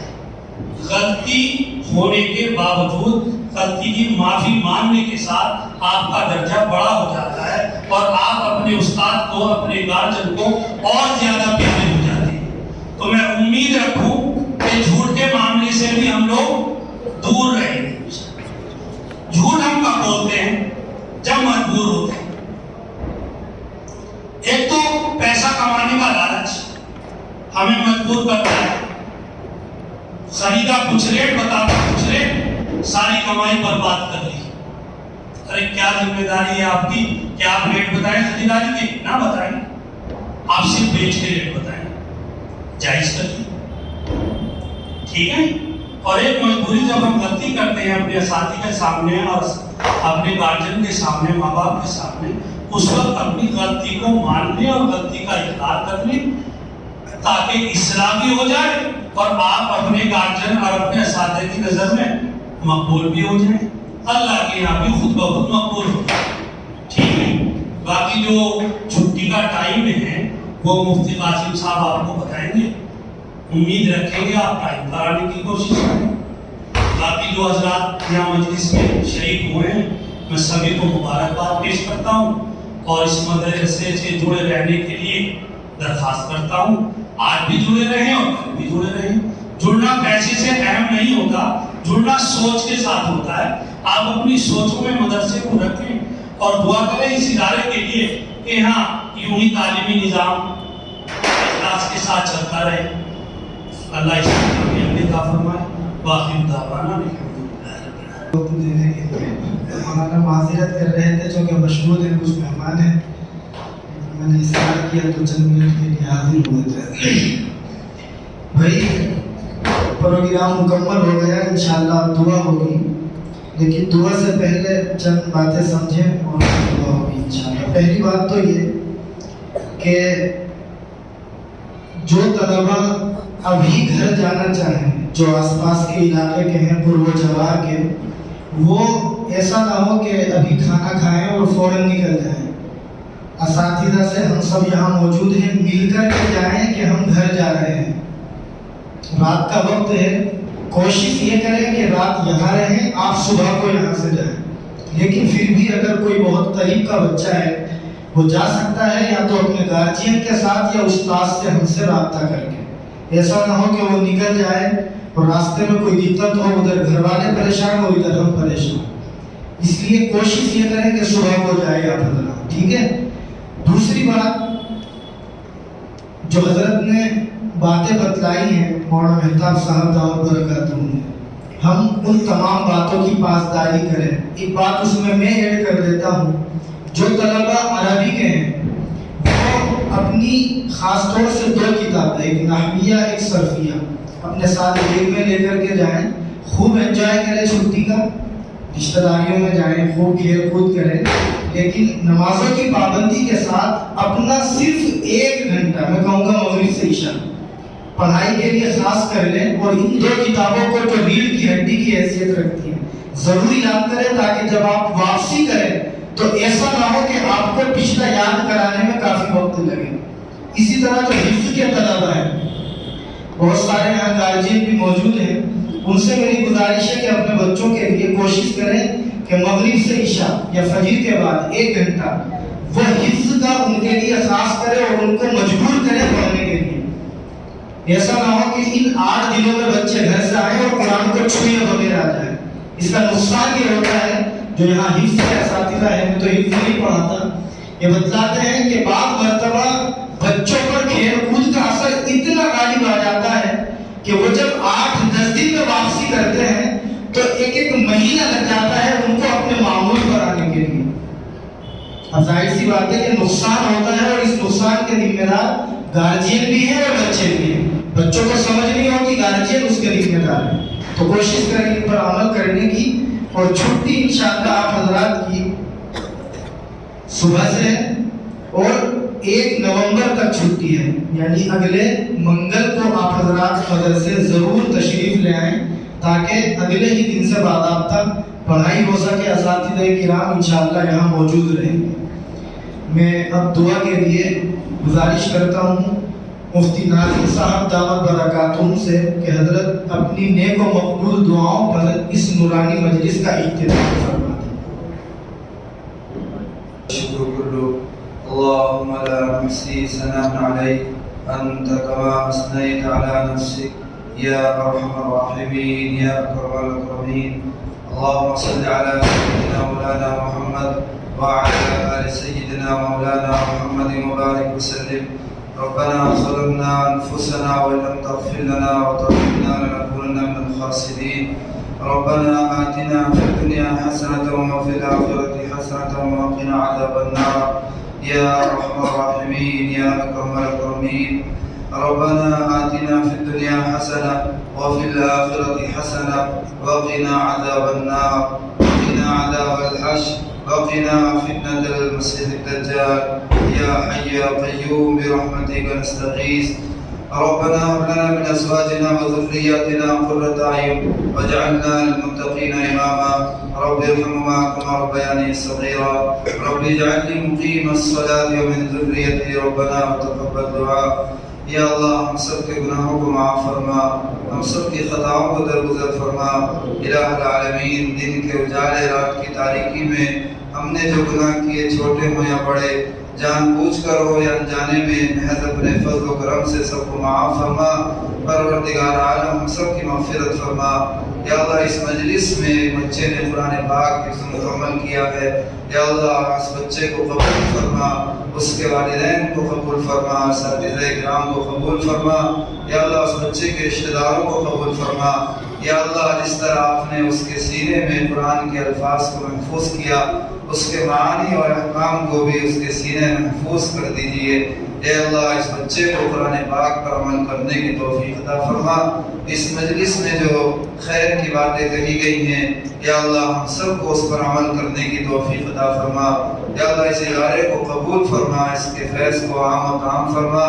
یا اللہ اس کے کارکنان، منتظمین اور ذمہ دار حضرات کو قبول فرما. یا اللہ جو بھی اس مدرسے کا جس طرح میں تعاون کرتا ہے، یا اللہ اس کے تعاون کو قبول فرما. یا اللہ ہم سب کے اوپر اپنا فضل نازل فرما، اپنی خصوصی رحمت نازل فرما. یا اللہ ہم سب کو صحیح معنی میں مسلمان بنا، پکا سچا دیندار بنا. یا اللہ ہماری اولاد کو ہماری آنکھوں کی ٹھنڈک بنا. یا اللہ ہمارے والدین کی عمروں برکت عطا فرما. جس کے والدین یا ان میں سے کوئی دنیا سے رخصت ہو گئے ہو، یا اللہ میں اپنے فضل و کرم سے اس کی مغفرت فرما، عذاب قبر سے ان کی حفاظت فرما. یا اللہ ہم سارے اساتذہ کرام کے علم میں، عمل میں برکت عطا فرما. جو دنیا سے رخصت ہو چکے ہیں، یا اللہ ان کی مغفرت فرما، ان کے درجات کو بلند فرما. یا اللہ ہم سب کا ایمان پر خاتمہ فرما. یا اللہ ہم نے جو کچھ مانگا وہ بھی عطا فرما، جو مانگنے سے رہ گیا اپنے شایع نشان، یا اللہ ہم سب کو عطا فرما. اللهم انا نسألك من خير ما سألك منه نبيك محمد صلى الله عليه وسلم، ونعوذ بك من شر ما استعاذ منه نبيك محمد صلى الله عليه وسلم، وأنت المستعان عليك البلاء، ولا حول ولا قوة إلا بالله العلي العظيم. ربنا تقبل منا إنك أنت السميع العليم، وتب علينا إنك أنت التواب الرحيم. وصلى الله تعالى على خير خلقه محمد وآله وصحبه أجمعين برحمتك يا أرحم